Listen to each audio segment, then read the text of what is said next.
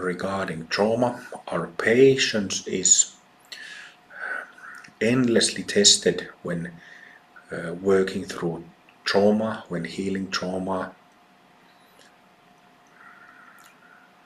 I have experienced firsthand how it feels to have like a completely frozen heart, so that energy just doesn't move through this knot, this frozenness. But it does now, after a decent chunk of trauma healing.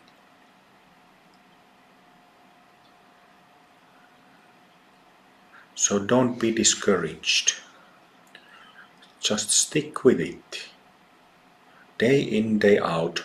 You don't need to worry about tomorrow. Just work with whatever you're feeling. And sooner or later these blockages, there will be a change there. No matter how long the frozenness, the blockages have been there, they will eventually open when you just stick with it. And we can always get support from masters, take refuge, get support. Always, we can always do that.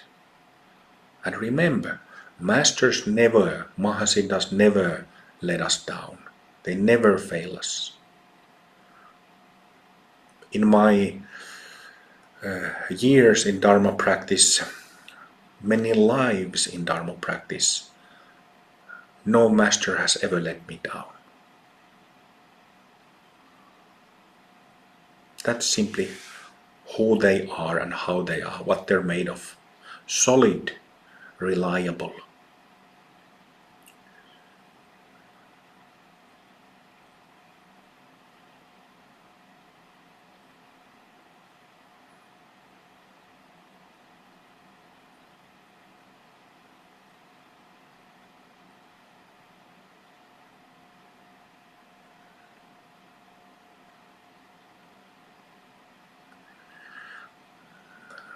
Still practicing for the happiness and enlightenment of all beings. All beings.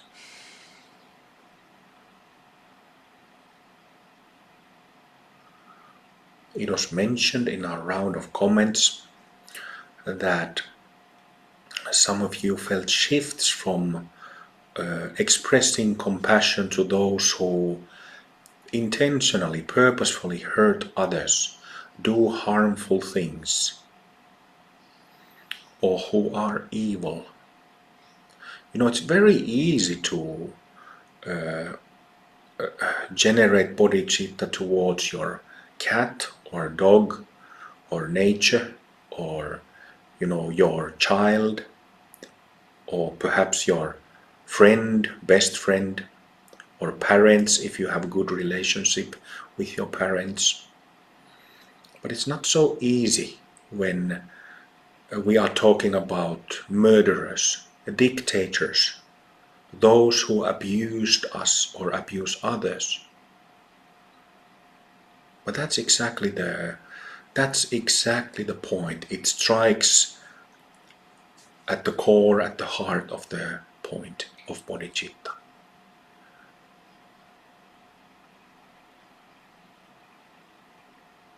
It doesn't mean that we forget, but we do need to forgive those who have done wrong to us or have done wrong to others. Forgiveness is so important, but to be able to forgive, in my experience, you have to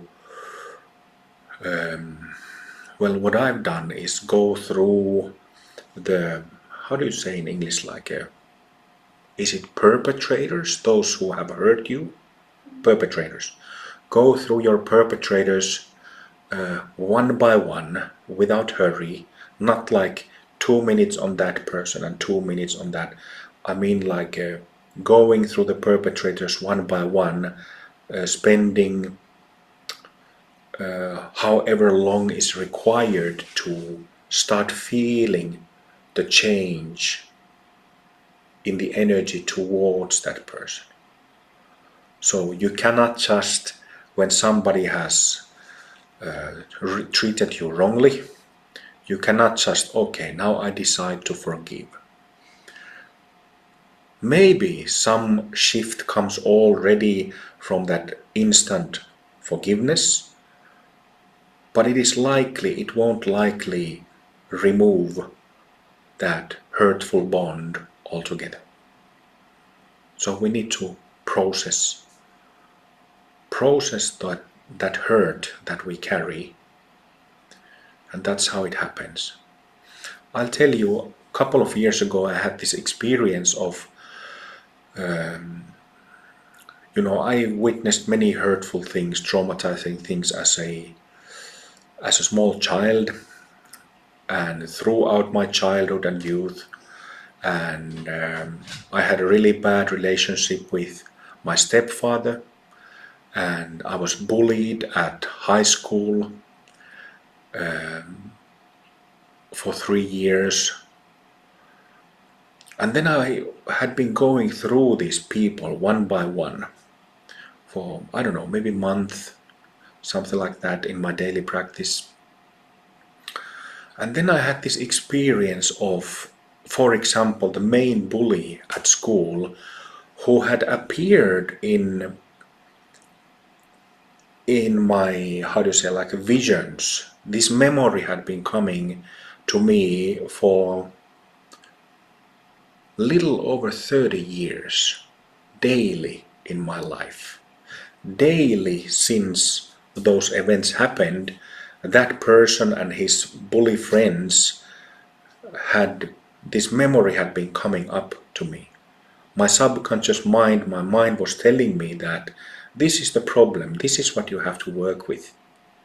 This is what the mind does.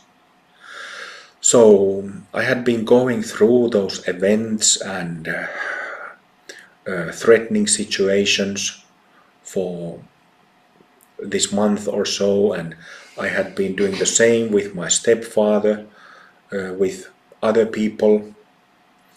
And then I had this experience of seeing that bully as a bodhisattva, wearing these adorned, jewel decorated clothes, wearing a golden crown with jewels, like a bodhisattva, like a Buddha version of this samsaric being, this bully. Just like you see in art, Buddhas and bodhisattvas, they have these beautiful golden decorated clothes and crowns and wrist bracelets and so on and so on. And I had that vision about that bully and the other bullies, about my stepfather, about the man who attacked my mother when I was 2 years old. Suddenly I saw them as Buddhas and Bodhisattvas. That was interesting. I wasn't expecting that at all, but it happened. And together with remembering some details, I had been suppressing these memories down, so memories of the actual situations, shocking situations, even though it kept coming up in my mind on a daily basis, the memories were kind of blurry, like blurry images, blurry sounds.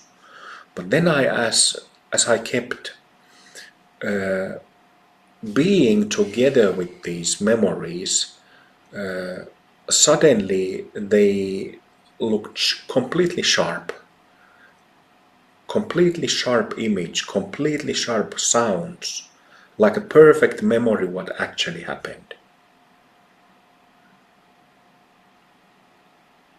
And after this processing, I haven't had that pain that was there for decades, I haven't had it.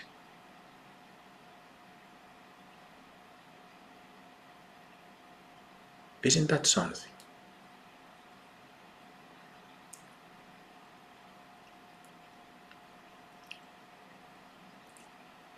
But it takes courage and it takes resilience. It takes faith in our own nature to do this. Nobody can do it like, okay, now I will work through my complex trauma in 2 weeks from now, like an intensive 2 week trauma course. Not gonna happen. It takes time, it takes effort, and like I said, patience. My patience was definitely tested again and again and again. But it's an interesting thing that whatever thoughts, images occur in our minds on daily basis, they are constantly telling us, work with this. This is a burden. This is a burden. This is heavy. This is like in a wrong place. So please release this. Our mind keeps telling us. So listen, make use of the opportunity.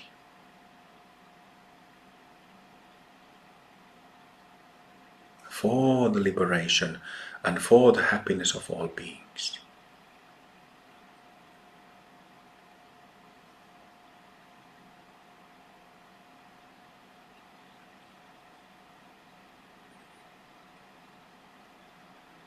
So at the core, at heart, all beings have Buddhanature.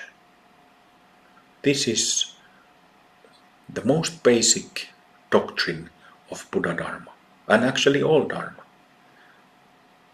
At heart, we are good. At heart, everyone is good.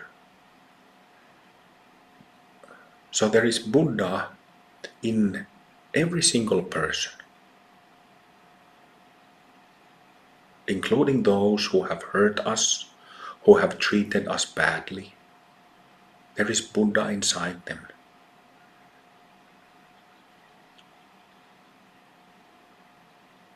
That's the root cause of that vision that I had, seeing my perpetrators as Buddhas and Bodhisattvas, this mystical vision.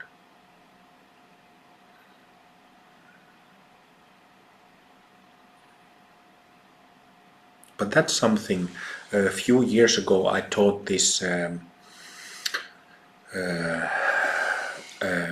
exercise, trauma healing exercise where, gosh, I can now remember, in that recording there is, we went through our parents, but I can't remember now if we went through other relatives or other social relationships. But whoever you've had difficult, stressful, traumatizing relationship, one way how you can work, heal your hurt from that relationship is by thinking that person, remembering her or him, and then instead of seeing that person kind of superficially, looking into the heart, looking into the soul of that person. See if you can perceive that basic goodness, that wakeful nature of compassion in that person. See if you can perceive it.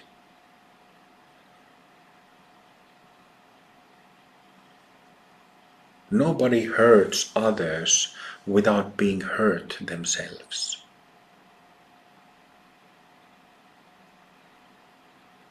Does that ring a bell? You know, this bodhicitta, this compassion.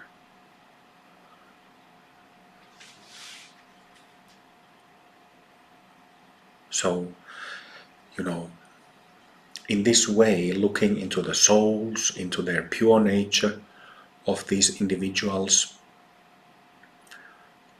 and understanding that no matter what they have done for us, for themselves, for others, it just got distorted and skewed along the way.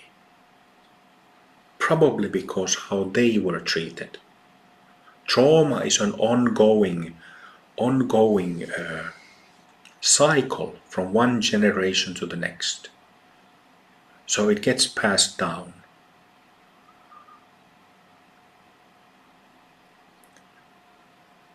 And in very rare cases, extremely rare cases, this inheritance of trauma is interrupted.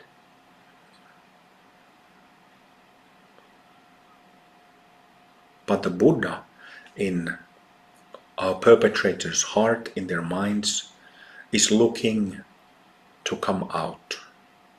And these people, no matter what they did, are also looking for peace, love, and happiness, lasting happiness. Even demons who, demons in human form, demons in non-physical form, even they are seeking peace and happiness. But they might spend lifetimes doing harm before they actually realize that, oh, this is hurting me, hurting others is hurting me, hurting others is injuring me. But that's how it works.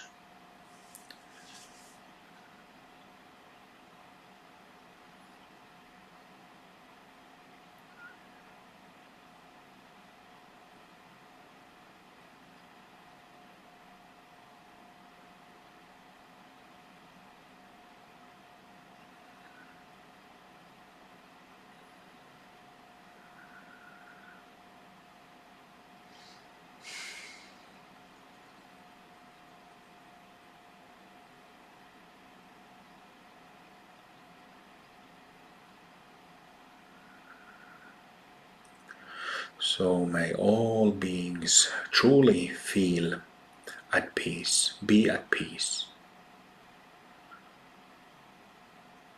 And their hearts, their minds, their bodies,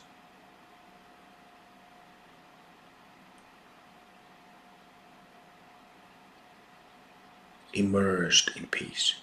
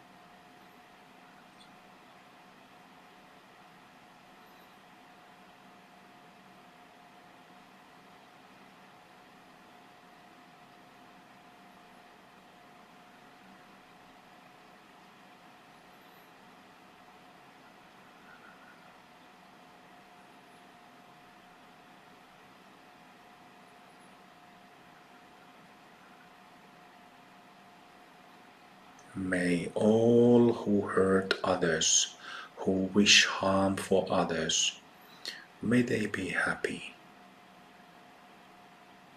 May they be full of light and joy, full of light and joy. May the light of their souls shine like 1,000 suns.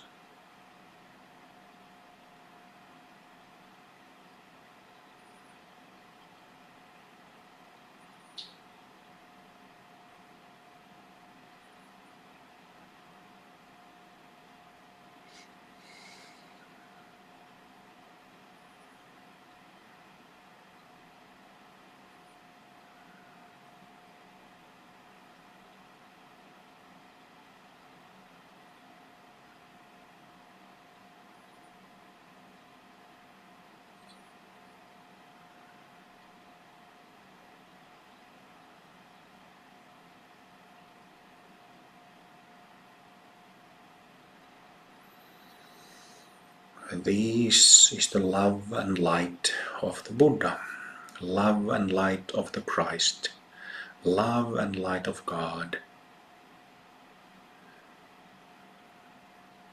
love and light of God.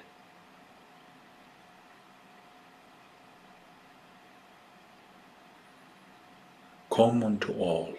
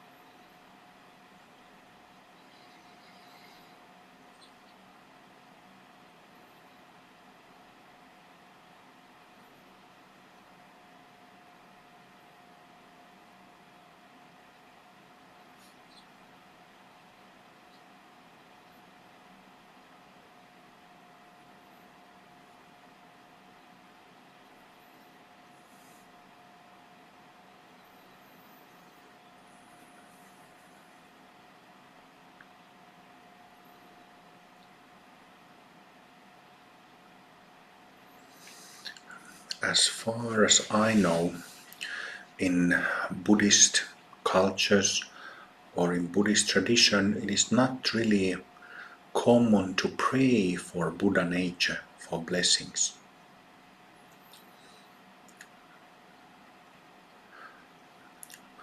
There is a saying that God, Guru, and Self, meaning our true self, are three different expressions of the same thing. God, Guru, and Self, different expressions of the same. In our previous sessions, we got to a point of this Atman, or true self. And here in the West, most of us have background in Christianity. So we are familiar with the concept of Almighty God. And again, if you feel anxious or don't feel okay with the concept of God, this is not the God of judgment and, how do you say, condemning that we are talking about. We are talking about the God of meditators, of yogis, not the God of Christian religion, which is a very weird presentation of God.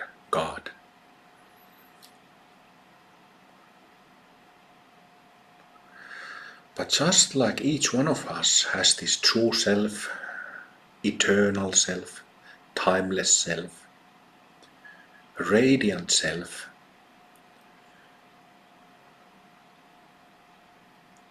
all things and beings have their existence in this true self, or maybe you could say God.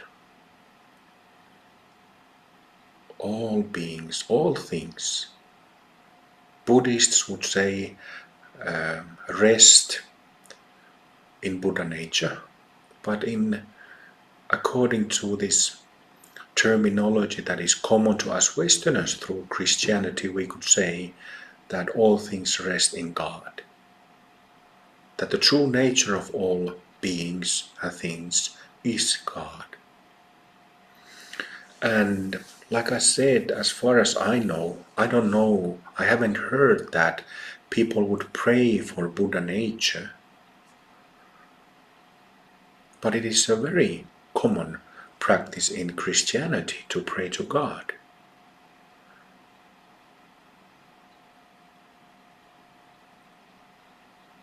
God of all things, divinity, purity, sacredness of all things. God bless us.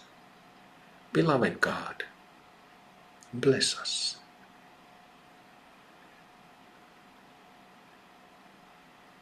Bless us, hold us, touch our hearts, illuminate our souls,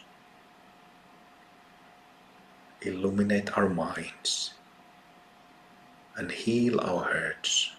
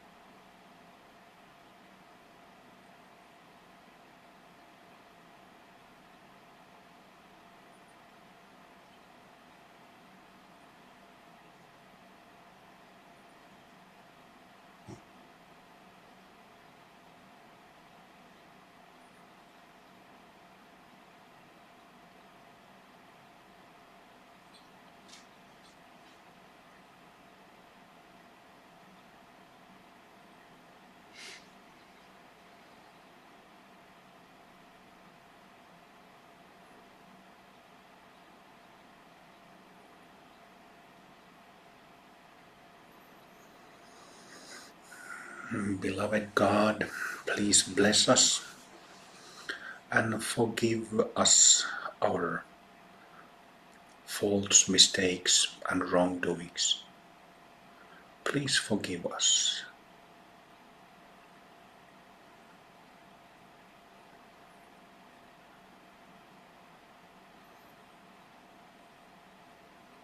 Also forgive our loved ones for their mistakes, for their wrongdoings.